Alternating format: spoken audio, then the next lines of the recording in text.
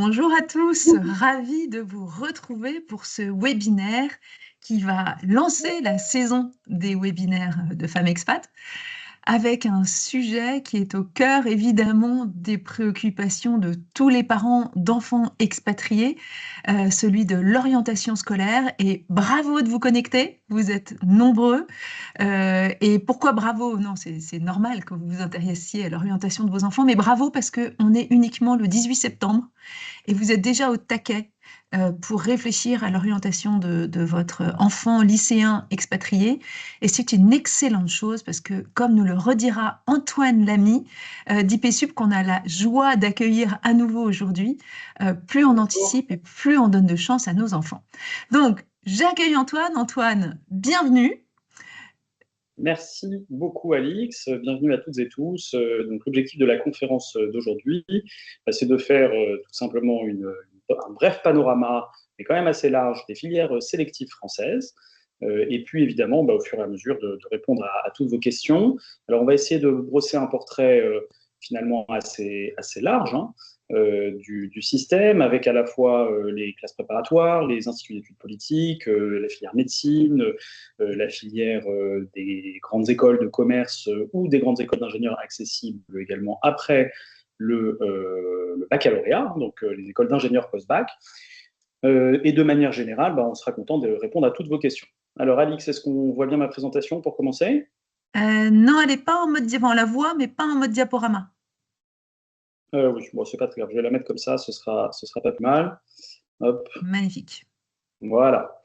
Alors, on peut commencer. Bref, présentation d'IPSUP en quelques instants. Nous sommes donc une classe préparatoire à Paris.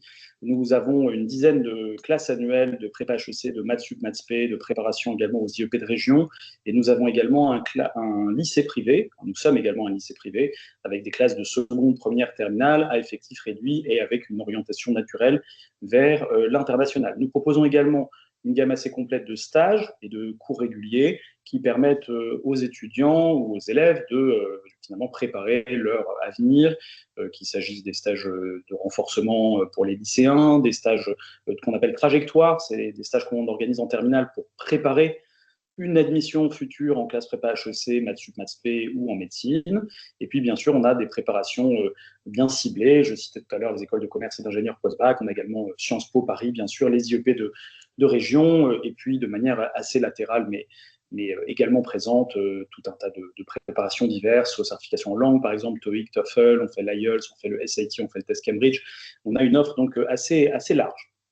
Alors, on peut tout de suite commencer par la première filière de formation qui peut retenir notre intérêt, c'est la classe préparatoire, hein, les classes préparatoires HEC qu'on appelle aujourd'hui prépa ECG. Alors, première question qu'on peut se poser, c'est est-ce que mon fils, est-ce que ma fille est faite pour la prépa ou pas? Un bon élève de prépa, c'est quelqu'un qui va avoir de l'ambition, qui va avoir une certaine rigueur, qui va avoir bien évidemment un bon à très bon niveau. Alors, les élèves de prépa se révèlent parfois. Donc, un élève qui a un bon niveau au lycée, peut devenir très bon à l'issue de la classe préparatoire, sous réserve évidemment qu'il y ait la volonté de réussir et une capacité de travail. Donc un bon élève, c'est souvent finalement quelqu'un qui est assez scolaire, qui aime bien les matières classiques du lycée, qui a l'ambition effectivement d'entrer dans une très bonne école, hein, les écoles CHEC, l'ESSEC, le SCP, etc. Et puis qui a cette capacité de travail, qui en a un peu sous la pédale, en quelque sorte. Hein. Voilà, il travaille au lycée, il a de bonnes notes, il n'est pas forcément dans les 5 premiers non plus de sa classe, si c'est le cas, tant mieux, bien sûr, mais il peut accélérer beaucoup, et c'est ce qui se passera en classe préparatoire. Ça permet d'intégrer, bien sûr, les toutes meilleures écoles, et on atteint ce qu'on appelle le programme grande école, le nom officiel étant Master in Management. C'est un diplôme, bien sûr, tout à fait reconnu, à la fois en France et à l'international. Par ailleurs, on prépare les meilleures écoles françaises, mais qui sont aussi, pour HEC en particulier, la meilleure école de commerce d'Europe. Et Alors, Antoine, oui, école, prépa et expatriation, qu'est-ce que vous observez sur ces enfants qui arrivent de l'étranger avec des pédagogies parfois très différentes, pas du tout l'esprit concours? Qu'est-ce qui donne en prépa cela? bon, alors, on a beaucoup d'élèves d'abord qui viennent du Maroc, il faut le noter, parce qu'il y a une filière scientifique assez forte au Maroc, et on peut retrouver souvent des élèves qui ont un très bon niveau. Donc, il n'y a pas forcément c'est-à-dire parfois qui ont même un meilleur niveau que leurs camarades français en mathématiques. Bon. Donc, il faut pallier le fait d'être expatrié avec le fait d'avoir un niveau plus faible. Ça va dépendre beaucoup des matières, etc. Euh, En termes de capacité de travail, de résistance au stress, bon, de toute façon, au lycée en France, les lycéens en eux-mêmes n'ont pas forcément acquis non plus, je dirais, ces qualités qu'on acquiert en classe préparatoire. Et donc, tout ça, ça va se construire. Je crois qu'il n'y a pas vraiment de profil type, si ce n'est les quelques éléments que j'ai décrits précédemment, et les étudiants, enfin les élèves qui sont issus d'une expatriation, peuvent tout à fait rejoindre ces cursus-là. Après, il faut savoir, bien sûr, si la prépa, c'est fait pour soi. Et effectivement, ce n'est pas forcément fait pour tout le monde. Il y a aussi d'autres filières. Je vais y venir sur les écoles d'ingénieurs post-bac. Alors, on fait 2 ans de prépa, on passe un concours, on atteint donc le programme grande école. Et qu'est-ce qu'on fait en classe préparatoire? Je vais commencer donc par les prépa HEC. On fait d'abord beaucoup de maths. Il y a 2 niveaux de mathématiques, mathématiques approfondies ou mathématiques appliquées. La filière maths approfondie correspond à l'ancienne filière scientifique, la filière école de commerce voie scientifique qu'on appelait ECS, et puis la filière maths appli correspond à la filière école de commerce voie économique. Alors, avant la réforme du baccalauréat, on avait donc ces 2 grandes filières scientifiques d'une part, où on faisait des maths à niveau élevé et l'histoire-géographie, et puis une filière pour les voies économiques, avec des mathématiques voies éco, plus faciles, un peu moins d'heures, coefficient un peu plus faible, et puis de l'économie. La réforme a permis de mixer ces parcours, donc quelqu'un peut parfaitement choisir de faire maths pro et économie, maths appli et économie, maths appli géopolitique, etc. Voilà, donc ça, c'est les 2 grandes matières de la prépa HEC. Puis après, vous avez un tronc commun avec des lettres, lettres et philosophie. C'est une sorte de culture générale, si vous voulez, culture générale, philo. C'est une matière qui a quelques aspects littéraires, un peu plus de philo que de littérature, si on veut être juste. Et puis, vous avez 2 langues vivantes qu'on étudie, avec des coefficients qui sont significatifs, anglais et donc une autre, enfin 2 langues vivantes en tout cas, dont le plus souvent, bien sûr, l'anglais. Alors, ce qui frappe quand on regarde la répartition horaire au sein de cette filière, c'est son équilibre. La prépa HEC est une filière très équilibrée. On ne passe pas sa vie à faire que des maths ou que de l'histoire ou que de la philo. Au contraire, il y a une forme de continuité par rapport au lycée. Simplement, on approfondit beaucoup les mathématiques d'une part et les sciences humaines d'autre part. Donc ça convient parfaitement à des élèves scolaires, encore une fois, qui ont beaucoup d'ambition et une bonne capacité de travail. Alors, à l'issue d'une prépa HEC, vous passez des concours. Donc, les concours, c'est d'une part le concours de la Banque commune d'épreuves, qui, en fait, est un concours qui permet de candidater en même temps à HEC, l'ESSEC, le SCP, l'EDEC et le Lyon, donc c'est-à-dire les 5 meilleures écoles de commerce françaises. D'autres écoles se sont greffées à ce concours, comme Schema, par exemple. Et puis ensuite, vous avez un autre concours qui est Écricom, qui permet de rentrer dans des écoles supérieures de commerce de région, qui sont des écoles historiques, de bon niveau également, bien évidemment pas aussi prestigieuses que les premières, mais qui peuvent constituer en tout cas une forme de sécurité pour les étudiants. Bon, nos élèves, en ce qui nous concerne, IPSUP, préparent surtout le top 5, voire le top 3 en réalité pour la majeure partie d'entre eux, mais c'est bien d'avoir une offre assez large. Il faut savoir que les concours des grandes écoles de commerce sont des concours de répartition, au sens où les élèves vont être répartis dans les différentes écoles, et à ce titre, eh bien, vous avez une forme de garantie de réussir en classe préparatoire. Peut toujours arriver qu'au bout du premier trimestre, on se retrouve en difficulté, qu'on change de voie, il y a des réorientations, comme dans toutes les filières d'ailleurs. Mais de manière générale, quelqu'un qui fait une prépa, première, deuxième année, sera forcément dans une école à la fin, puisque les écoles de bas de tableau n'arrivent pas à remplir. Donc voilà, c'est un concours de répartition et l'objectif, c'est d'intégrer les toutes meilleures écoles. Pourquoi intégrer une école de commerce? Évidemment, parce que c'est une formation assez large. On a une spécialisation en dernière année. Et puis, pendant l'année scolaire, on va pouvoir travailler sur des problématiques de management, de marketing, de finance, de conseil, d'audit. On va continuer de travailler les langues, etc. Alors, si on veut rentrer en classe préparatoire, il faut bien sûr avoir sélectionné des enseignements de spécialité au lycée qui sont conformes à la prépa, et en particulier, il est important de conserver les maths. Il faut conserver les maths parce qu'il y a beaucoup de maths en prépa HEC, et à ce titre, l'option mathématiques complémentaires que prennent les élèves de terminale n'ayant pas conservé l'enseignement de spécialité maths, je répète, l'option maths complémentaires, c'est-à-dire le petit succès d'année de maths, petit ersatz de maths, si vous voulez, qu'on garde pour ceux qui le souhaitent. Quand on n'a pas pris l'enseignement de spécialité mathématiques, eh bien cet enseignement, cette option maths complémentaire n'est pas suffisante pour entrer en prépa HEC. D'accord. En tout cas, pas dans les bonnes prépas. Nous, on prend personne qui a fait option maths complémentaire, les grandes prépas non plus, seules les prépas de proximité vont l'accepter. Et donc, il faut conserver absolument l'enseignement de spécialité mathématiques. Alors, est-ce que pour autant, il faut rajouter l'option maths experte, ça, c'est pas obligatoire. Ça peut être conseillé si vous êtes sûr que vous visez la filière maths approfondie, mais pour le reste, ce n'est pas du tout une obligation.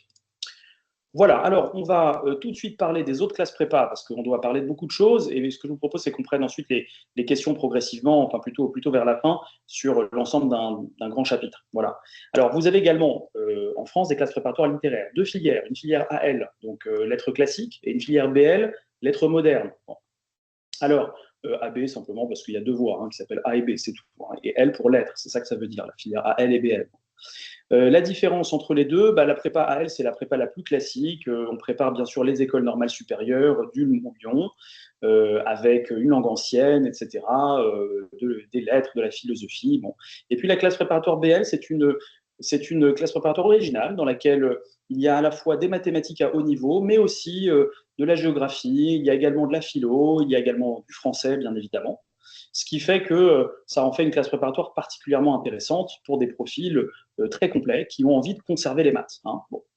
Alors, les débouchés de ces classes préparatoires, qu'il s'agisse d'ailleurs de la prépa AL ou de la prépa BL, sont tout à fait larges, puisque vous avez non seulement la filière historique des écoles normales supérieures, mais vous avez également, à travers des épreuves complémentaires, la possibilité d'intégrer une école de commerce, y compris HEC, ESSEC, ESCP, certains instituts d'études politiques de région, en l'occurrence Aix, Lille et Lyon, qui proposent des filières de candidature dédiées pour des étudiants après 2 années de classe préparatoire littéraire. On peut également rejoindre le CELSA. Le CELSA, c'est une grande école de communication en partenariat avec la Sorbonne. Et puis, il y a également des écoles spécialisées d'interprétariat, de traduction, l'école des chartes également. Voilà, donc une filière qui peut être intéressante aussi, qui est plus confidentielle que la prépa HEC, et qui, disons, doit être envisagée si vous avez un enfant qui a un profil plutôt littéraire, mais qui, vous le voyez, permet quand même de conserver des débouchés si au bout de 2 ans de prépa littéraire, on a finalement envie de faire autre chose et de passer dans le monde des écoles de commerce. Vous le voyez, la prépa BL est la prépa la plus équilibrée, avec donc français, philo, histoire, maths, éco, langue vivante et sport, avec une répartition à peu près équilibrée des différentes matières, avec un petit bonus sur l'éco et la socio. Et puis, la classe préparatoire AL est tout à fait équilibrée aussi en termes de volume horaire, mais comme vous voyez, il n'y a pas de mathématiques dans le système. Voilà, les concours, ce n'est pas la peine de rentrer trop dans le détail à ce stade, mais j'ai cité la banque d'épreuves littéraires, et puis, comme vous le voyez, il y a tout un tas de concours qui permettent d'intégrer les écoles de commerce, les instituts d'études politiques, etc. Des débouchés donc très larges, et pour rentrer en prépa littéraire, vous pouvez choisir n'importe quel enseignement de spécialité, puisque, comme vous voyez, il n'y a pas de dominante finalement, il n'y a pas une dominante maths, une dominante philo ou bien une dominante en langue. Donc tous les enseignements de spécialité peuvent être choisis, étant précisé que pour la prépa BL, les mathématiques sont nécessaires. Alors ici, si on opte seulement pour l'option maths complémentaire, on peut quand même rentrer en prépa BL, alors que, je vous l'ai dit tout à l'heure, l'option maths complémentaire n'est pas suffisante pour intégrer une classe préparatoire HEC. Je voudrais dire un tout petit mot des parcours universitaires, très rapidement. Vous avez, parce que je sais que c'est une demande aussi qui avait été formulée, donc vous avez par exemple pour l'Université Paris-Dauphine un certain nombre de licences qui permettent ensuite de rejoindre les admissions parallèles en grandes écoles de commerce en passant les concours bien sûr dédiés. Donc c'est une troisième voie possible. Vous faites une très belle université, par exemple licence de sciences des organisations à Dauphine, ou une licence de maths info, ou une double licence, même sciences des organisations et intelligence artificielle. Donc il y a un parcours en France, et puis vous avez des parcours internationaux avec des logiques de formation sur plusieurs années, sur plusieurs campus. Et en général, après une licence à Dauphine, soit on poursuit à l'université, soit on passe les concours d'admission sur titre, qu'on prépare aussi bien sûr à IPSU pour ceux qui le souhaiteraient, le moment venu pour intégrer à ce moment-là en admission parallèle les grandes écoles. D'ailleurs, ce que je dis sur les grandes écoles, et là je vais peut-être reparler, Alix, des expatriés, est valable aussi, naturellement, si vous avez emprunté une voie internationale. Si vous faites 3 ans, par exemple, à McGill ou bien à King's College, etc., et que vous souhaitez ensuite rejoindre les écoles de commerce françaises par la voie des admissions sur titre, vous avez des processus de candidature tout à fait analogues à ceux de vos camarades qui seraient passés par l'université en France. Et donc, dans ce cadre, vous avez donc pas mal d'options qui s'offrent à vous pour rentrer dans une grande école de commerce. On a donc la prépa, ce qui est le plus classique. C'est là aussi où il y a le plus de place. Vous avez l'université suivi des admissions parallèles, et puis vous avez les écoles à l'étranger suivi des admissions internationales. Alors, j'ai vu passer une question Oui, c'est une dans le question de chat. Christine qui demande comment Voilà. est-ce que les classes prépa prennent en compte l'épreuve anticipée de maths qui aura lieu à Bon, partir de juin, enfin de c'est une mai, je bonne crois même plus question. précisément.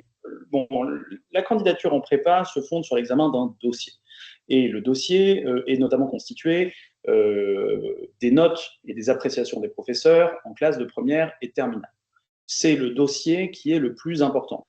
Les notes, bien sûr, obtenues aux épreuves anticipées du baccalauréat, je pense en premier lieu à l'épreuve du bac de français, sont aussi des éléments que regardent les correcteurs. Mais il faut comprendre que on n'est pas du tout sur une sélection algorithmique. Un dossier, ça s'examine dans sa globalité. Donc la note au bac français, on va la regarder, mais comme on va regarder de la même manière la moyenne générale en histoire en première, les appréciations du prof, etc. Donc l'épreuve de maths anticipée, effectivement, qui aura lieu à partir de 2026, bah, fera partie du dossier. Est-ce qu'elle sera décisive et déterminante? Non. Ça fera partie du dossier, donc c'est un élément complémentaire naturellement. Voilà, donc ce que je voulais vous indiquer. Je reviens peut-être juste un petit instant sur Dauphine. Donc vous avez deux procédures d'admission possibles. Hein. Vous avez des procédures d'admission dans des parcours internationaux. Donc vous avez un parcours Madrid, un parcours franco-allemand, un parcours international. Et là, on va vous demander une certification en anglais niveau B2. C'est pas très difficile à avoir. Hein. Niveau B2, c'est le niveau du bac. C'est l'équivalent de 785 points sur 990 au TOEIC, par exemple. Et puis, vous avez également la procédure d'admission qui passe par Parcoursup, donc avec une lettre de motivation à fournir. Ça compte pour un vœu pour chacun des parcours que vous demandez, et les certifications sont seulement pour les parcours internationaux. Donc voilà, une petite incise vers l'université, puisque Dauphine, c'est un établissement sélectif depuis longtemps, qui n'a pas attendu les réformes pour s'avérer sélectif. Alors, pour ne pas perdre de temps et clore le chapitre prépa, je voudrais aborder maintenant avec vous les classes préparatoires scientifiques. Et naturellement, ça n'empêche pas que vous pouvez ensuite poser toutes les questions que vous voulez aussi sur les prépas littéraires, HEC, etc. Alors, les classes préparatoires scientifiques permettent d'intégrer un cycle ingénieur de 3 ans dans une grande école d'ingénieurs française. Par exemple, Polytechnique, Centrale Paris, Centrale Lyon, les mines de Paris, les mines de Nancy, Supélec, Télécom, Supaéro, etc. Beaucoup de grands établissements, là aussi centenaires, qui préparent au métier d'ingénieur d'aujourd'hui et de demain, hein, avec des parcours aussi mobilisants, mais pas seulement l'intelligence artificielle, et des parcours aussi tout à fait classiques. Alors, pour rentrer dans l'école d'ingénieur, en fait, on a deux possibilités. Hein. On a la prépa, donc c'est la prépa scientifique, on passe un concours au bout de 2 ans, au bout de 3 ans, si on adore la prépa, hein, c'est-à-dire si on a redoublé, et on rejoint ensuite une grande école. Et puis, il y a une autre possibilité, c'est la voie des ingénieurs post-bac, où à ce moment-là, on passe les concours plutôt au niveau du bac, comme pour les écoles de commerce, post-bac d'ailleurs, et on va faire un cycle de prépa intégré au sein de l'établissement pendant 2 ans, qui est en fait l'équivalent d'une maths sup maths spé un tout petit peu allégé, mais pas tant que ça en fait. C'est allégé surtout sur les exigences de notation et sur la difficulté, je dirais, des sujets lors des examens, mais pour le reste, le programme est assez analogue en fait. Hein. Et puis ensuite, vous faites un cycle ingénieur qui dure 3 ans. Alors pourquoi devenir ingénieur? Vous le savez, hein, c'est des métiers d'avenir, hein, l'ingénieur, l'informatique. J'ai vu passer sur les réseaux une offre de stage aux États-Unis en intelligence artificielle dans un des mastodontes de l'IA qui a payé 30 000 $ par mois. Hein, voilà, donc bravo aux heureux élus stagiaires qui sera dans ce système. Mais plus sérieusement, bien sûr, on a besoin de beaucoup d'ingénieurs, et puis c'est une filière qui permet d'acquérir de véritables compétences en ingénierie, en mécanique, en sciences, en chimie, etc., etc., et qui mène évidemment à tous les métiers, pas seulement les métiers de demain, mais aussi tous les métiers classiques qu'on peut imaginer. Alors, 5 filières existent en deuxième année, 4 en première année, avec des passerelles possibles. Ce que vous pouvez retenir, si vous ne connaissez pas ces différentes filières, c'est que chaque lettre correspond à une matière, à l'initiale d'une matière. Donc, par exemple, MPSI, ça veut dire mathématiques, physique et sciences de l'ingénieur. PCSI, physique, chimie, sciences de l'ingénieur. Donc, vous avez une sorte de dominante, si vous voulez, par filière, sachant que dans toutes les filières, on va faire des maths, on va faire de la physique, on va faire un peu de français, un peu d'anglais, et on va faire également un peu d'informatique. On fera de la chimie partout, sauf dans la filière MP2I où il n'y a pas de chimie. On va faire également des sciences de l'ingénieur partout en première année, avec un peu plus de sciences industrielles ou sciences de l'ingénieur en filière PTSI, une voie physique, technologie et sciences de l'ingénieur. Donc, 4 filières possibles, correspondant en quelque sorte à votre matière de prédilection. Hein, voilà. La filière MP2I est récente, elle est issue de la réforme du baccalauréat, elle est particulièrement adaptée aux élèves de terminale qui auraient choisi comme enseignement de spécialité numérique et sciences informatiques au lycée, mais elle se veut aussi accessible à tous. En deuxième année, vous allez poursuivre, vous allez choisir à la fin du premier semestre quelle filière retient votre intérêt pour la deuxième année. Ça a un petit impact sur votre emploi du temps. Par exemple, si vous êtes en PCSI et qu'à la fin du premier semestre, vous choisissez d'aller en PC, eh bien, vous allez abandonner complètement les sciences industrielles. Vous aurez vu un semestre de sciences industrielles et c'est tout. Alors que si vous décidez d'aller en PSI, bah, vous allez conserver les sciences industrielles, vous ferez un peu moins de chimie, alors qu'en PC, vous en ferez un peu plus. Donc cette première année, bah, finalement, permet aussi d'affiner votre choix, de découvrir les sciences de l'ingénieur qui sont une matière nouvelle pour vous, enfin pour les élèves en tout cas, et ensuite bah, d'affiner votre choix pour la deuxième année. Je disais tout à l'heure que la prépa HEC et la prépa littéraire étaient des classes préparatoires équilibrées. On peut dire des classes préparatoires scientifiques qu'elles sont déséquilibrées. Déséquilibrées au profit des sciences, puisqu'on fait des sciences, des sciences, des sciences, des sciences, des sciences et encore des sciences, sauf 4 heures par semaine où on fait un peu de français, un peu de philo pour se reposer. Donc, c'est tout à fait normal. Hein. Pour devenir ingénieur, on a énormément de choses à apprendre, que ce soit en théorie, en pratique, il y a des travaux pratiques également. Et donc, bah, le volume horaire s'en ressent. Donc, cette filière-là est vraiment faite pour les gens qui adorent les maths, qui adorent la physique-chimie et qui pourraient faire ça toute la journée et qui, au contraire, n'étaient pas non plus les tout meilleurs de leur classe, forcément, en français, en philo, en langue. Alors, il y a une LV2 qui est possiblement qu'on peut conserver si on souhaite, mais c'est seulement optionnel et il y a 80% des élèves qui l'abandonnent très vite ou qui ne la retiennent pas, simplement parce que le temps est compté en classe prépa. Alors, il y a une filière dont je n'ai pas encore parlé, c'est la BCPST. La BCPST, ça veut dire biologie, chimie, physique, sciences de la Terre. Et c'est la filière des élèves qui veulent se tourner vers les sciences du vivant. Alors, dans les sciences du vivant, on va à la fois avoir les écoles d'agronomie, hein, les écoles vétérinaires, pour devenir vétérinaire tout simplement, avec la possibilité donc, de passer les concours des 4 écoles nationales vétérinaires à l'issue des 2 ans. Alors, une petite originalité là-dessus, c'est que maintenant, il y a des concours veto post-bac et des concours veto post-prépa qui sont à peu près à égalité. Donc, pour devenir vétérinaire, on a 2 voies d'accès, après la terminale ou bien après une BCPST. Et puis, vous avez également, bien sûr, la recherche fondamentale en biologie, les écoles normales, et puis tout un tas d'écoles spécialisées avec le concours géologie, eau, environnement, spécialisées donc en développement durable. Alors, si on regarde les enseignements de spécialité qu'il faut choisir au lycée pour pouvoir aller en prépa scientifique, ben là, les choses sont très claires. Vous devez absolument conserver les maths. Pour les prépas scientifiques classiques, c'est-à-dire pour les filières MPSI, PCSI, PTSI et MP2I, vous avez intérêt à conserver à la fois les mathématiques et une spécialité scientifique. Bon, le choix le plus sûr, le plus simple, c'est de faire maths physique en première et de conserver maths physique en terminale.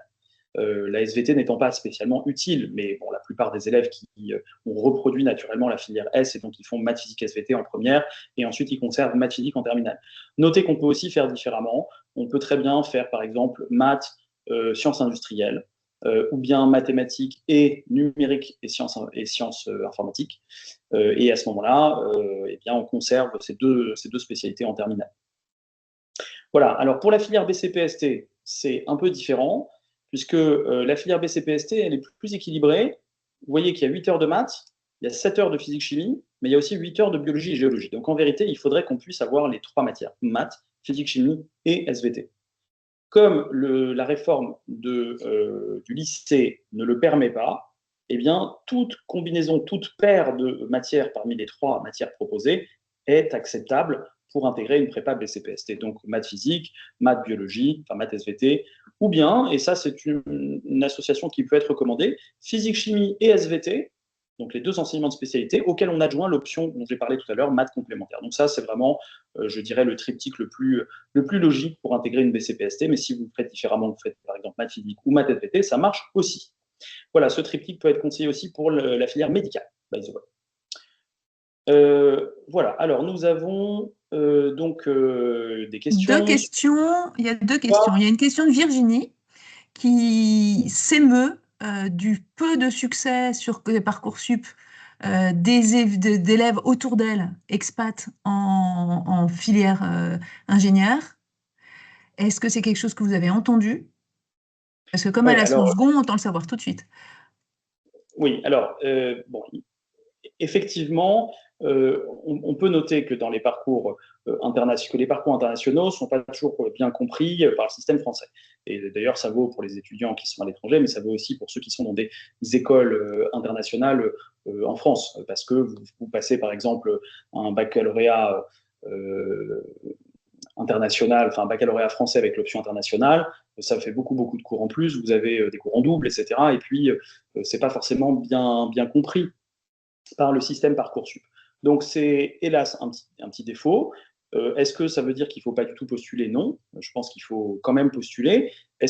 Ça veut peut-être dire qu'il faut élargir aussi le spectre des classes préparatoires pour essayer de mettre à la fois des bonnes prépas, des prépas moyennes et puis éventuellement une prépa de proximité si besoin. Et enfin, je me permets d'attirer votre attention sur le fait que notre établissement, mais qui n'est pas dans Parcoursup, puisque nous sommes un établissement complètement privé hors contrat, il y a donc des frais de scolarité à prévoir pour les classes préparatoires chez nous. Notre établissement accepte bien sûr et regarde avec bienveillance les dossiers qui proviennent de l'international. Ça ne veut pas dire qu'on prend tout le monde pour autant, parce que nos prépas sont sélectives également, mais on va avoir cette sensibilité-là, en tout cas dans nos process de candidature, en tout cas en ce qui nous concerne. Et ça peut peut-être répondre à la question de Marion, qui pose la même question en fait, mais pour des élèves qui ne viennent pas du système français. Euh, Parce que c'est des élèves que les prépas classiques considèrent à peine. Déjà, Virginie, ceux du lycée français, c'est pas toujours évident, mais alors si en plus c'est le lycée vraiment international, c'est plus compliqué. IPSUP, vous les prenez, ces élèves-là? Nous, on regarde, si vous voulez, chaque candidature de manière ouverte et intelligente. Voilà. Donc, on regarde la candidature, éventuellement, on échange. On peut échanger d'ailleurs avec vous avant, si vous ne savez pas trop, est-ce que vous avez des chances ou pas, vous pouvez faire un petit rendez-vous avec nous en amont du dépôt du dossier, en ce qui nous concerne. Bon. Et puis après, quand les dossiers de candidature sont déposés de manière officielle sur notre plateforme de candidature qui se passe via notre site internet, ben, on regarde chaque dossier, on parle de chaque dossier très régulièrement, et après, on prend la décision qui, le plus souvent, permet au candidat de se présenter. Donc, on propose un entretien à l'élève, à distance si c'est nécessaire, ou sur place en locaux, bien sûr.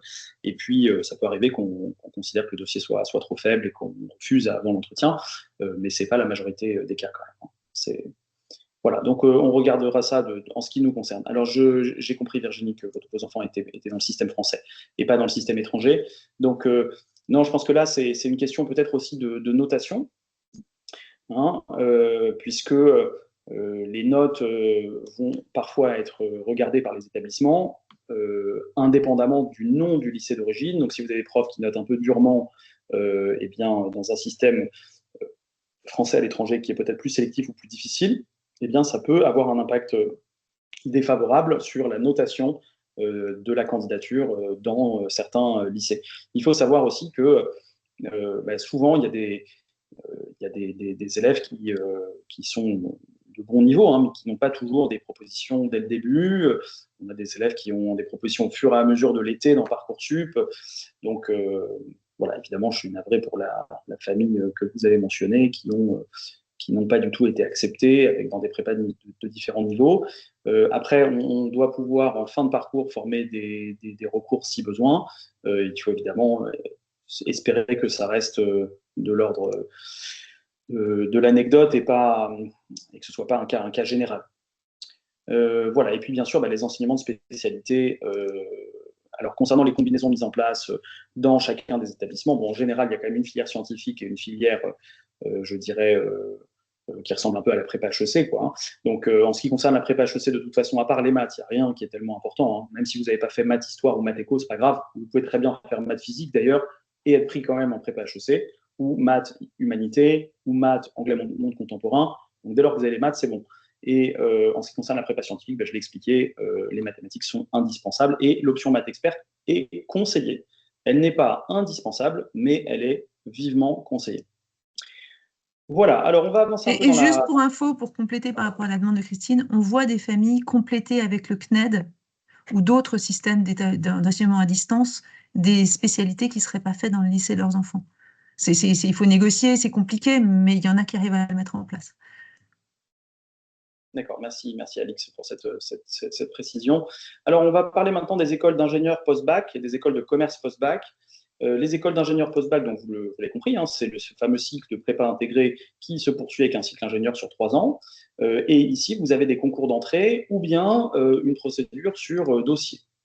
Les écoles d'ingénieurs post-bac, évidemment, présentent les mêmes avantages que les écoles de commerce post-bac en ce qui concerne l'employabilité, l'aspect international, l'aspect concret aussi. Et puis, ça peut constituer une alternative à la prépa pour des étudiants qui ne s'inscriraient pas forcément dans le modèle parfois jugé un peu stressant, même s'il faut relativiser les choses. La prépa, c'est aussi beaucoup de c'est aussi un certain confort parce qu'on est dans un cadre, tous les élèves de sa classe font la même chose, il y a beaucoup d'entraide, les élèves de prépa sont très heureux. Donc, quand on a, de manière générale, il y a beaucoup d'études qui l'ont montré, et donc, quand on a le niveau pour faire une prépa, il ne faut pas hésiter à y aller. Mais enfin, voilà, il y a la possibilité de faire des écoles d'ingénieurs post-bac avec un recrutement qui est soit sur dossier, et c'est le cas notamment des instituts nationaux des sciences appliquées, en particulier l'INSA Lyon, qui est la meilleure école d'ingénieurs post-bac en France. Et puis, vous avez ensuite des recrutements sur dossier, sur concours, pardon, avec ici des banques d'épreuves qui sont Avenir, Puissance Alpha et GEPI Polytech, qui vous permettent d'intégrer une cinquantaine, une soixantaine d'écoles différentes, enfin l'une des 50 ou 60 écoles. Alors, vous avez cité les grands classés tout à l'heure. Alors, ce qu'on appelle les grands classés, c'est les étudiants qui ont un dossier tellement bon qu'ils sont dispensés des prérequis. Alors, c'est vrai que ça paraît particulièrement, Virginie, étonnant que des étudiants qui sont à la fois acceptés un peu partout à l'international et qui en plus sont grands classés voient leur dossier retoqué sur Parcoursup. Je n'ai pas forcément la réponse à ce dilemme en quelque sorte, à cette contradiction. Donc, si on regarde les INSA, vous avez un taux d'admission qui est de l'ordre de 12% à peu près, donc avec l'INSA Lyon qui est la meilleure, mais aussi des écoles partenaires à l'étranger.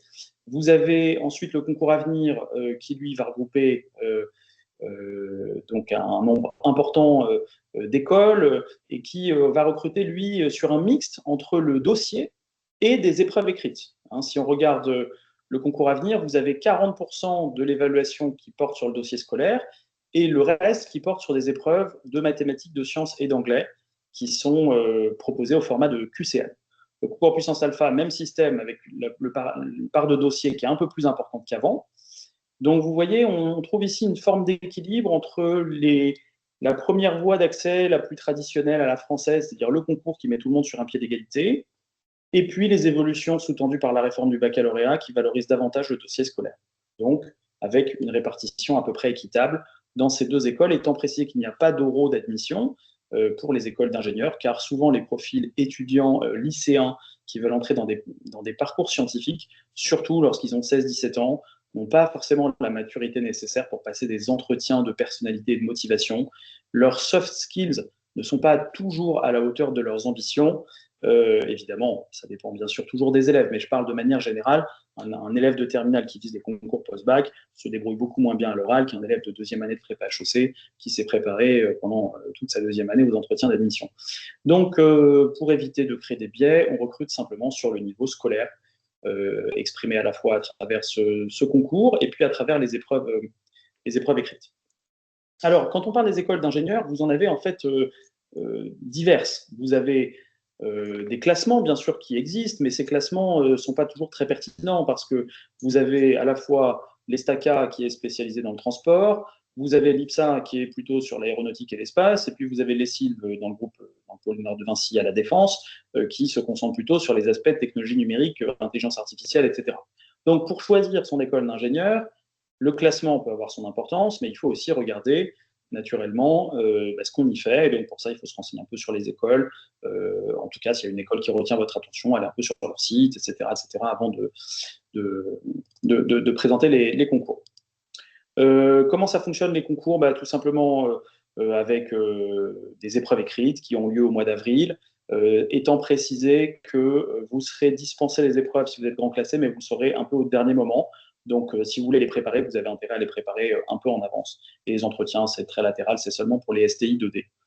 Voilà, donc concours Puissance Alpha, c'est un peu le même système. Vous aviez l'année dernière à peu près 15% d'élèves qui étaient grands classés. Et puis tous les autres devaient passer leurs épreuves écrites au mois d'avril, avaient leurs résultats au mois de juin. Voilà, GEPI Polytech est un dernier concours avec un système analogue, à la fois du dossier, quelques grands classés et puis des épreuves écrites au format QCM pour les maths. La seule différence, c'est qu'il y a des épreuves rédactionnelles pour les autres spécialités. Et justement, s'agissant des enseignements de spécialité, nous conseillons de faire mathématiques et une spécialité scientifique, c'est logique. Mais il faut savoir que les écoles se sont adaptées à des profils qui auraient, par exemple, deux spécialités scientifiques, mais pas les maths, ou bien à des profils qui auraient uniquement les maths et une autre spécialité non scientifique. Il y a beaucoup moins de place, mais c'est possible aussi. Donc ça permet à des étudiants qui finalement ont changé d'avis de se réorienter malgré des choix d'enseignement de spécialité qui n'étaient pas conformes aux écoles d'ingénieurs. Voilà, par exemple, si vous avez un enfant, il est sûr de vouloir faire des études littéraires ou une prépa HEC ou autre, et il choisit maths, histoire, sciences éco, et puis ensuite il garde maths, sciences éco. Finalement, il veut devenir ingénieur parce que je ne sais pas quelle mouche l'a piqué, mais voilà. Et donc, à ce moment-là, eh bien, il peut quand même se raccrocher à ces concours Avenir et Puissance Alpha. Voilà, alors, je prends maintenant, je regarde un petit peu vos questions. Donc, est-ce que certains de vos lycées rejoignent des CPES? Les lycéens, veut dire Christine. Nos lycéens, oui. Alors, écoutez, non, pas à ma connaissance, mais il faut dire qu'on a des promos réduites, hein, puisqu'on avait une vingtaine d'élèves en terminale l'année dernière. Donc, on a beaucoup de nos élèves de terminale qui ont rejoint d'abord des grandes prépas, d'abord notre prépa pour certains, hein, et puis d'autres grandes prépas comme Henri IV ou le Grand Ginette. Il y en a qui sont allés à l'étranger, il y en a qui sont allés un ou deux à l'université, mais la plupart d'entre eux sont faits soit des grands établissements, ça peut être aussi des admissions dans des écoles de commerce post-bac de bon niveau, comme l'ESSEC ou l'IESEG, par exemple, en BBA ou en programme grande école. Donc on a des, peut-être que je peux. Bon, je pense que c'est peut-être pas le lieu de faire trop de pub pour IPSUD, donc je vais. Non, Mais bon, si vous non, et voulez. puis en plus, il y a peut-être parmi les mamans ou les papas qui nous écoutent, des parents dont les enfants ont fait des CPES en venant de Oui. l'étranger et qui ont peut-être aussi des témoignages. Ça, le chat est fait pour ça, hein. N'hésitez pas aussi à y mettre vos expériences. Oui, quand vous parlez du groupe UT, vous pensez à UTT et UTC Compiègne, j'imagine, Marion. Et effectivement, je les ai pas cités. Mais en effet, vous avez la possibilité également de candidater à ces écoles-là. Concernant les CPES, donc bon, je crois que c'est un hasard, hein, simplement que nos élèves sont plutôt passés par les classes classiques de la prépa. Et puis il faut dire que le système de CPES n'est pas très connu en France, en particulier des familles CSP+, qui nous rejoignent et qui sont souvent attirées par les systèmes traditionnels classiques de la classe préparatoire ou bien des études à l'étranger. Mais effectivement, ça peut être des parcours excellents pour des étudiants, donc c'est tout à fait possible de toute façon de postuler comme n'importe quel élève. Notre lycée est très bien perçu, pas du tout blacklisté sur Parcoursup, au contraire, hein, on a de très très belles admissions pour nos lycéens. En même temps, c'est assez logique quand même, hein, ça fait 50 ans qu'on existe, on n'a pas de raison d'être blacklisté par qui que ce soit, et on a toujours eu des résultats tout à fait honorables. Je crois qu'on a 93% de mentions bien et très bien au bac l'année dernière, donc enfin sur 5 ans même, si je ne me trompe pas. Voilà, allez, j'avance un peu dans la présentation pour pas que la présentation tourne autour de notre établissement, mais reste une présentation d'orientation. Donc, deuxième filière post-bac, c'est la filière bien sûr des grandes écoles de commerce. Et là, vous avez trois parcours possibles: les bachelors, les BBA et les programmes dits grande école en 5 ans. Alors, le programme bachelor, je pense bien sûr au bachelor de l'ESCP et, nouveauté depuis 2 ans, au bachelor d'HEC. En bachelor d'HEC est particulièrement adapté à des étudiants qui viennent de l'international, puisque les candidats français qui ont fait leur diplôme, leurs études en France, seront très peu intégrés ce bachelor. Mais donc, il y a un bachelor entre HEC et la Bocconi qui, notamment, se concentre sur à la fois la gestion des organisations et la gestion de la donnée. Donc, c'est à la fois de la science des organisations et de la science des données. Bon. À l'issue d'un bachelor en 3 ans, on a un bac plus 3, l'équivalent d'une licence 3. Et donc, il va falloir poursuivre ces études à travers des candidatures, non pas en master spécialisé parce que c'est trop tôt, mais en master of science. Master of Science, c'est un diplôme bac plus 5 hein, qui permet donc de compléter sa formation. Le master spécialisé, c'est plutôt un label professionnalisant qui est une sorte de bac plus 6 pour les élèves qui ont déjà un bac plus 5. Donc, des candidatures en Master of Science sont possibles. On peut aussi rejoindre le programme Grande École à travers des processus d'admission sur titre, j'en parlais tout à l'heure, ou des admissions internationales, si vous faites votre bachelor à l'étranger, bien sûr. Voilà, mais il y a une logique de poursuite d'études, bien sûr, après un bachelor. Vous avez ensuite le BBA. Alors, le BBA, c'est Bachelor of Business Administration. C'est une sorte de programme grande école, mais en 4 ans seulement. Et donc là, il y a à peu près la moitié des élèves qui rentrent sur le marché du travail avec ce diplôme qui a de la valeur, bien sûr, néanmoins qui n'a pas la valeur d'un master Bac+5. Donc, ça peut présenter des difficultés si vous voulez ensuite occuper dans les entreprises des postes de cadre et de cadre de direction. A contrario, il y a beaucoup d'élèves, il y a à peu près la moitié des élèves qui poursuivent justement leurs études, soit en master spécialisé, ça je pense que ce n'est pas une très bonne idée parce que ça vous donne un diplôme Bac+4, un label Bac+6, mais vous n'avez pas de diplôme Bac+5, ou plus raisonnablement un master dans une école en France ou à l'étranger, et pour ceux qui souhaitent éventuellement un programme grande école, même si faire un BBA et ensuite un programme grande école, c'est très redondant, donc en général les écoles ne vont pas tellement regarder ça d'un bon œil, et vont plutôt vous accepter en Master of Science qu'en programme grande école, c'est-à-dire dans un programme plus spécialisé par fonction. Enfin, vous pouvez intégrer pour un certain nombre d'écoles qui ne recrutent pas d'élèves de prépa, l'IESEG, l'ESCA, le MLV, le M Normandie, enfin le M Normandie recrute quelques élèves de prépa, mais pas beaucoup, vous pouvez intégrer des programmes en 5 ans.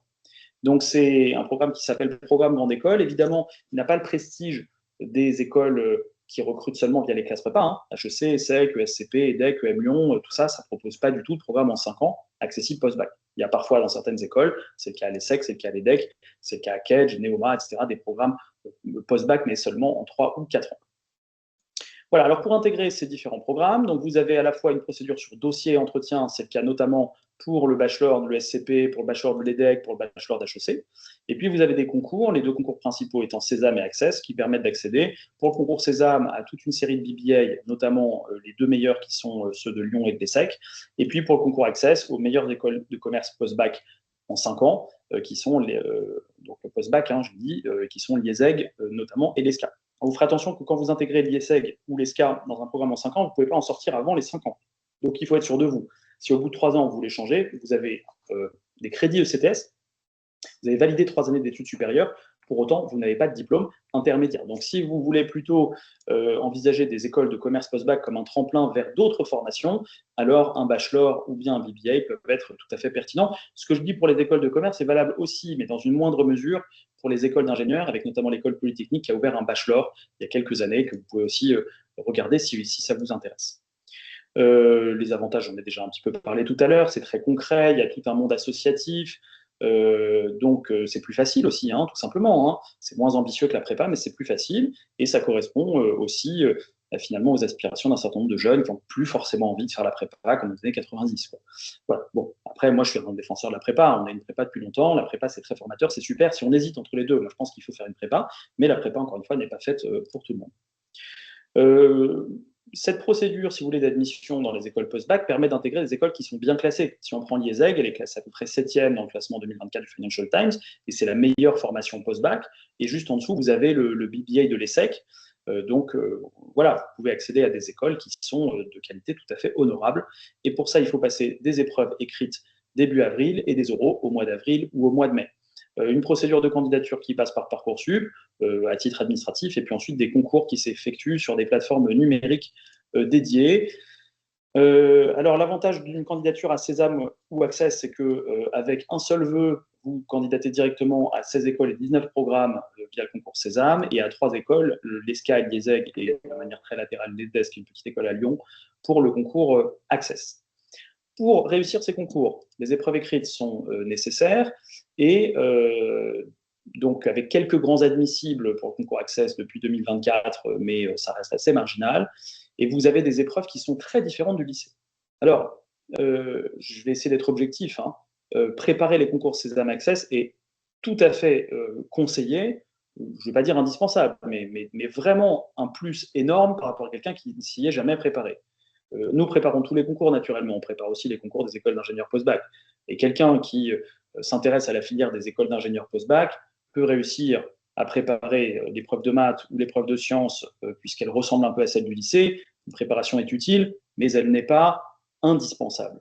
En revanche, je pense pouvoir dire que la préparation est quasiment indispensable pour notre filière Sésame Access.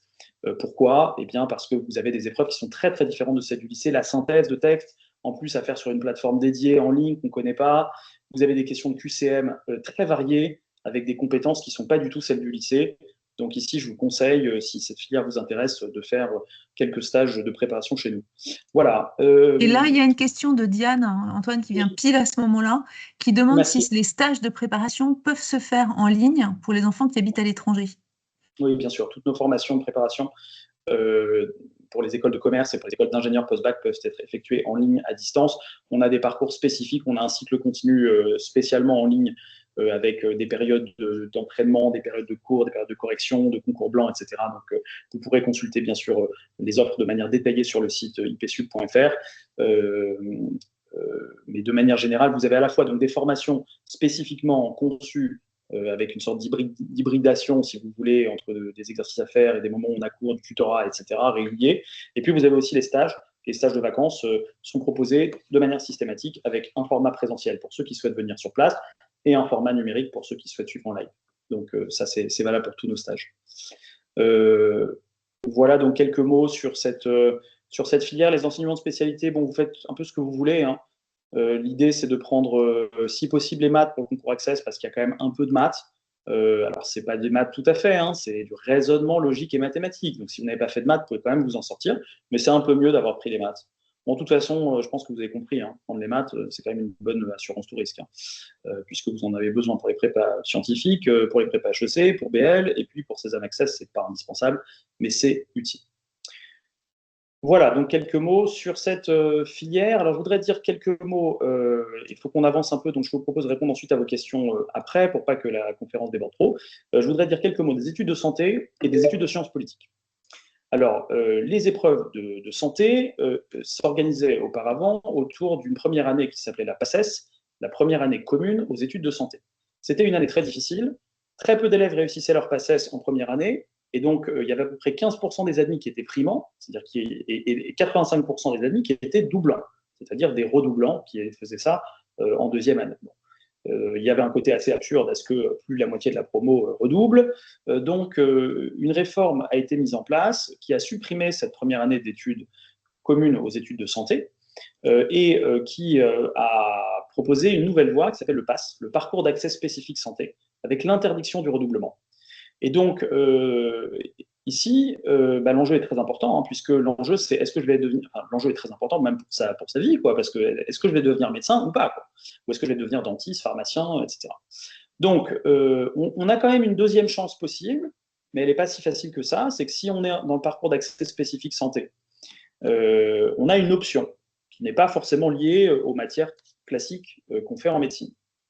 Je vais prendre un. Alors, l'option, ça peut être mathématiques, ça peut être physique-chimie, ça peut être sciences de la santé, mais ça peut très bien être complètement autre chose. Donc, je vais prendre, pour qu'on comprenne bien, un exemple. Par exemple, vous avez pris une option droit. Vous faites une première année de médecine, option droit. Ça veut dire quoi? Ça veut dire que vous avez à peu près 85% de vos enseignements qui sont liés à la médecine et vous avez à peu près 15% de votre temps qui est consacré au droit. Et là, il y a trois possibilités. Soit vous réussissez brillamment les études de médecine, vous réussissez brillamment votre concours et vous entrez directement en deuxième année. Soit, deuxième possibilité dans le spectre le plus négatif, c'est vous ne validez pas votre année, tout simplement. Bon, là, retour à la case départ comme tout le monde, hein, vous candidatez sur Parcoursup, vous allez faire autre chose.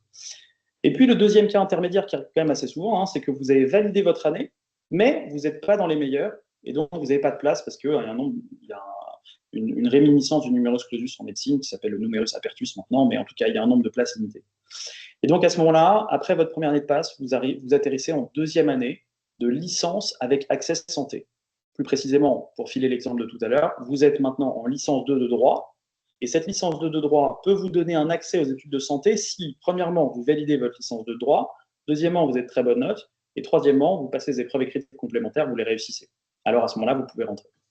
Si, à l'issue de votre licence 2, vous n'avez pas le profil, vous décidez de ne pas passer les épreuves, vous pouvez les passer à la fin de votre licence 3.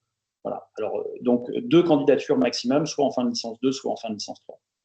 Et ça, c'est donc pour les élèves qui savent qu'ils veulent faire médecine. Et puis, il y a parfois des étudiants qui ne sont pas certains de faire médecine, ou qui hésitent un peu, et donc ils peuvent faire une licence, par exemple, licence de physique-chimie avec accès santé, et ça leur permet de présenter de nouveau les épreuves de santé à la fin de leur première, deuxième ou troisième année, dans la limite de 2 tentatives en tout. Dans votre choix de fac de médecine, vous pourrez vous renseigner un petit peu. Il y en a qui ont différentes approches, mais bon, toutes arrivent, ont pour objectif d'arriver au même résultat. Il faut regarder aussi le nombre de places qu'il y a, parce qu'il n'y a pas toujours le même nombre de places dans les majeurs, dans les mineurs, en fonction des différentes universités. Certaines sont plus scientifiques, d'autres sont plus littéraires, mais toutes concourent évidemment au même résultat. Le calendrier, il est classique, il y a des candidatures sur Parcoursup, bien évidemment, donc rien de particulier à dire là-dessus. Qu'est-ce qu'on peut dire de la réforme? Bien, à travers à la fois la possibilité de passer des épreuves de médecine via l'université, à travers ces fameuses licences avec accès santé, d'une part, et d'autre part, avec la fin du redoublement, la sélectivité a augmenté. Comme la sélectivité a augmenté, vous avez intérêt, si vous voulez devenir médecin, à vous préparer en amont. Et c'est vrai qu'avant, on faisait la préparation pendant l'année de PACES. Maintenant, en réalité, l'année de PACES est très courte. Les premières épreuves arrivent dès le mois de décembre. Et donc, la plupart des étudiants vont anticiper leur formation en médecine en faisant des stages pendant l'année de terminale. Donc, on propose effectivement depuis longtemps, médecine, c'est une filière historique aussi pour IPSUP, mais on propose depuis quelques années des stages dédiés qu'on appelle trajectoire médecine. Pour les élèves de terminale, ça peut commencer entre la fin de la première, donc stage de pré-rentrée l'été entre la première et la terminale. Ensuite, pendant l'année de terminale, il y a des stages. Et puis, il y a un dernier stage qui fait le tremplin entre la terminale et les études de santé. Voilà, je n'ai pas parlé des spécialisations, mais vous aurez compris que c'est analogue à la filière BCPST. C'est-à-dire que vous pouvez choisir soit physique SVT et maths complémentaires, soit choisir maths physique, sachant que les deux choix sont possibles. Ce deuxième choix est controversé. Les profs de bio détestent quand on dit qu'on peut rentrer en médecine en ayant abandonné la SVT en terminale, je les comprends. C'est vrai que c'est un peu absurde. Pour autant, c'est possible aussi de rentrer avec maths physique si on est tout à fait juste. Donc voilà. Voilà les options en tout cas qui s'offrent à vous. Quant à l'entrée en licence avec accès santé, rien de particulier, si ce n'est évidemment d'avoir des enseignements de spécialité en rapport avec la licence choisie. Si vous voulez rentrer en licence de droit, vous avez une option droit, notamment terminale, que vous pouvez prendre.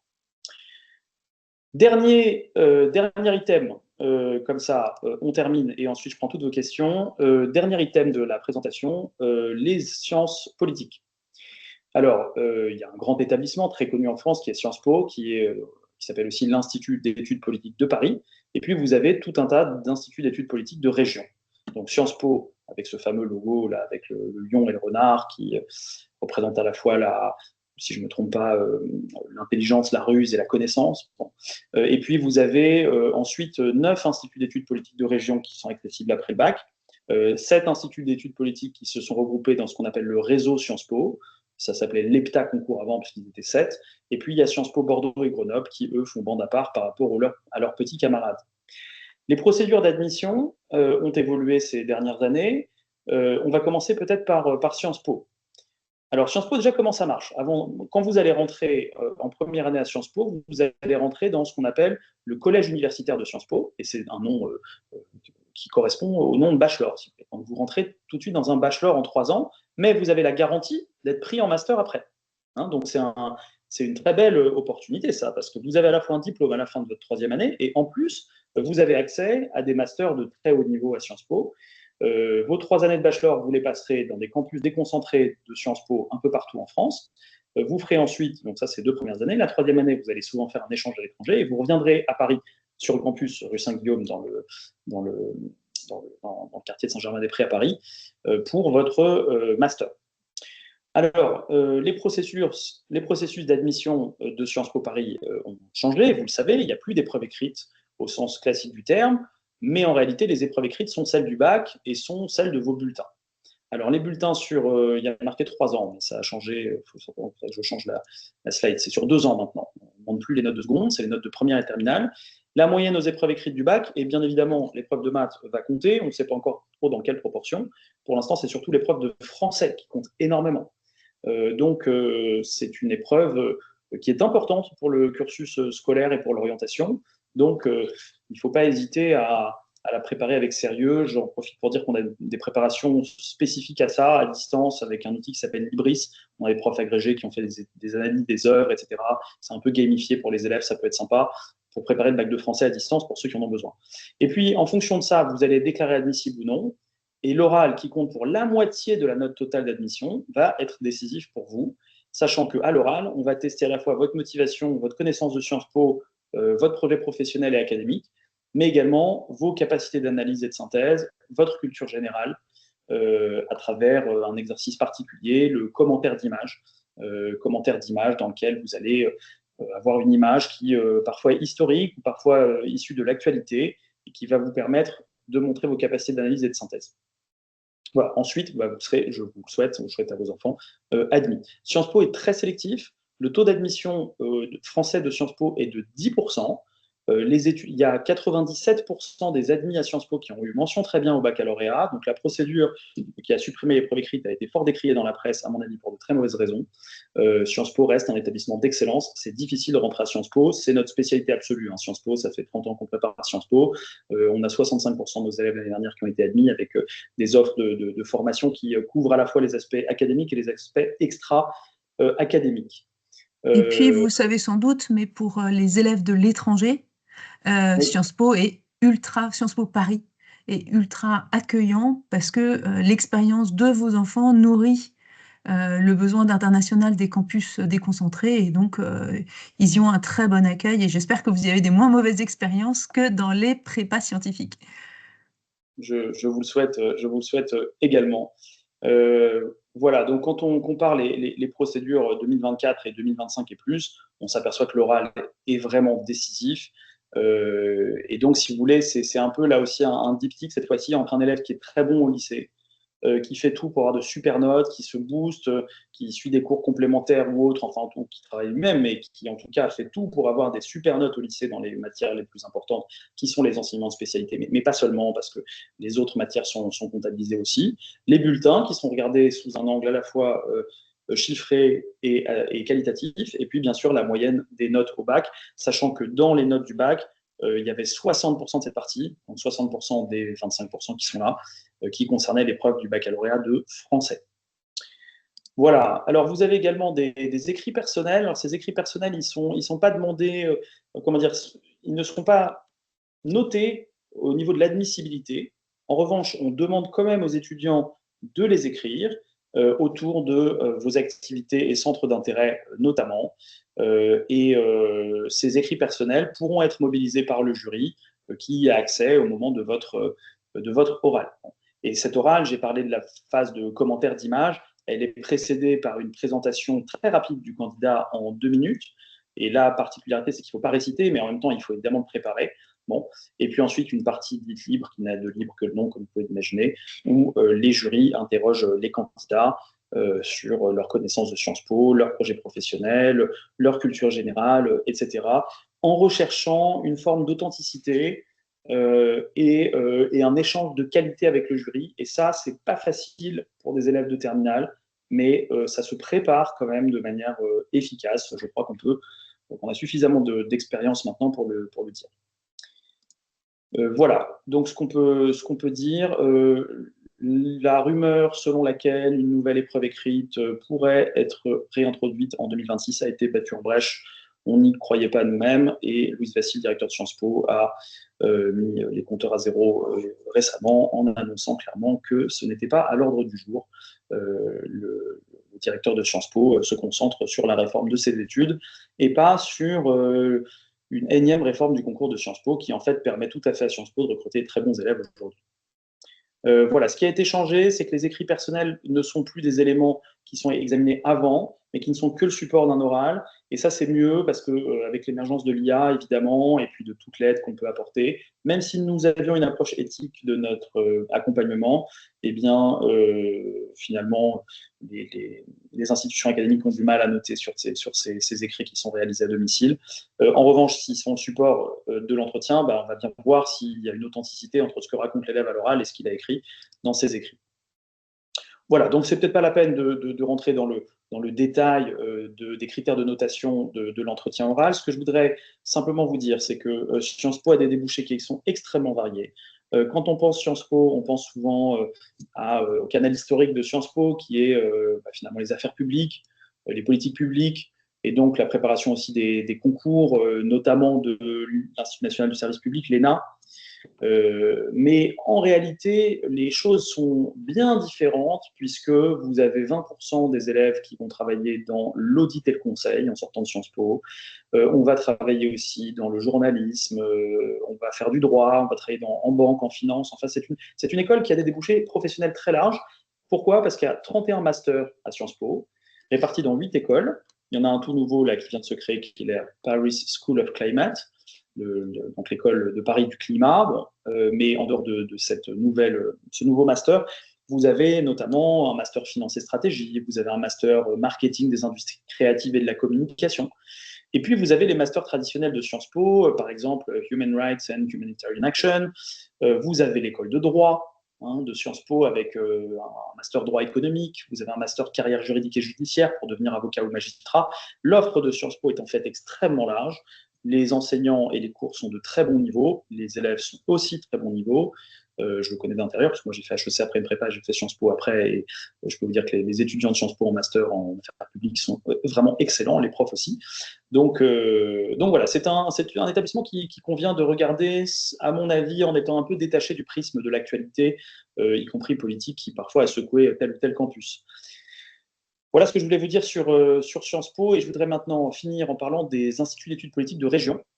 Comme Sciences Po est très très sélectif quand même, parce que 10% c'est très peu, hein, il peut être pertinent de présenter aussi les instituts d'études politiques de région. Et là, à part Bordeaux et Grenoble, qui se sont un peu alignés sur la procédure de Sciences Po avec une logique de dossier d'entretien, pour les autres instituts d'études politiques, vous n'avez pas du tout de dossier. C'est-à-dire que n'importe quel candidat qui est en terminale ou à Bac+1 peuvent passer les épreuves questions contemporaines, histoire et anglais. Voilà, donc des épreuves qu'on prépare évidemment très bien. Je suis désolé de me répéter un peu là-dessus, mais c'est évident, hein, puisque vous avez un thème à préparer avec des lectures à faire. Et puis, le programme d'histoire n'est pas du tout celui de la terminale, hein, puisque d'abord, vous n'avez peut-être pas pris histoire, géographie, géopolitique et sciences politiques en terminale. Et puis, même si vous l'avez pris, de toute façon, le programme, c'est un programme bien précis avec la France et les relations internationales dans les années 30. Et un concours qui est un peu spécial, là aussi, avec une épreuve de 3 heures qui est commune entre l'anglais et l'histoire, donc il y a la gestion du temps, enfin, il faut s'entraîner. On a, pour le concours commun des IEP de région, je me permets de préciser que nous avons bien sûr des formations qui permettent de préparer ce concours sous la forme de stages ou de cours hebdomadaires, mais nous avons aussi, et c'est plus original, une classe annuelle qui prépare ce concours, qui est sélective, hein, pas forcément d'avoir mention très bien au bac, mais on prend de bons élèves qui s'intéressent aux sciences politiques avec des taux de succès, je crois que c'était 87% l'année dernière, de 80 à 100%. 100% c'était en 2018, ça arrivait une fois, mais de manière générale, au-dessus de 80% de taux de succès dans les instituts d'études politiques de région, et qui permettent de déboucher aussi par équivalence vers d'autres parcours. Alors on prépare notamment de manière latérale une licence de droit numérique d'Assas, mais par ailleurs, à la fin de cette première année, pour les étudiants qui ne seraient pas intégrés à un IEP ou qui décideraient de ne pas y aller, on a des parcours avec des universités, on a des parcours avec des écoles de sciences politiques comme la FACO par exemple, qui permettent de poursuivre ces études supérieures. Voilà, on ne rentre pas dans le détail des vœux, c'est pas utile à ce stade. Les instituts d'études politiques de région accueillent à la fois des bacs 0 et des bacs +1. Et quand on regarde les admis, c'est à peu près à moitié. Et quand on regarde les inscrits, évidemment, c'est à peu près 3/4 d'élèves de terminale et seulement 1/4 de bac+1. Bon. Donc les bac+1, évidemment, ont plus de chances puisqu'ils ont plus de temps pour se préparer. Et évidemment, si en plus vous faites une prépa spéciale pendant 1 an avec nous, bah, c'est évident, vos chances d'admission sont beaucoup plus élevées. C'est pour ça qu'avec une bonne équipe de profs, on arrive à obtenir ces résultats-là. Voilà, alors, pour finir, donc là, on a traité un petit peu un certain nombre de cas. Je me permets de signaler l'existence d'un certain nombre de documents qui peuvent peut-être retenir votre intérêt sur notre site. Le premier étant le plus important, qui est le guide de l'orientation. Nous avons passé du temps ces 5 dernières années à éditer un guide d'à peu près 150 pages qui regroupe, pour toutes les filières que j'ai mentionnées, mais aussi pour d'autres filières, toutes les procédures d'admission et qui donne un certain nombre de conseils de manière assez détaillée. Voilà. Donc ce guide de l'orientation, vous pouvez le télécharger sur ipsud.fr, vous pouvez photographier le QR code si vous voulez avec votre portable maintenant, mais sinon vous pouvez tout simplement aller sur notre site et vous retrouverez bien sûr beaucoup d'éléments de ce que j'ai raconté aujourd'hui. et j'espère d'autres éléments qui pourront vous être utiles. Par ailleurs, nous proposons également à tous ceux qui souhaitent des documents, un petit précis de la prépa HEC, un petit précis de la prépa scientifique. On a également un cahier sur les épreuves du bac français, ou bien encore des corrections détaillées. Tout ça est en accès libre pour peu que vous vous rendiez sur notre site. En quelques clics, vous trouverez ça. Des épreuves, des concours à venir, puissance alpha, etc.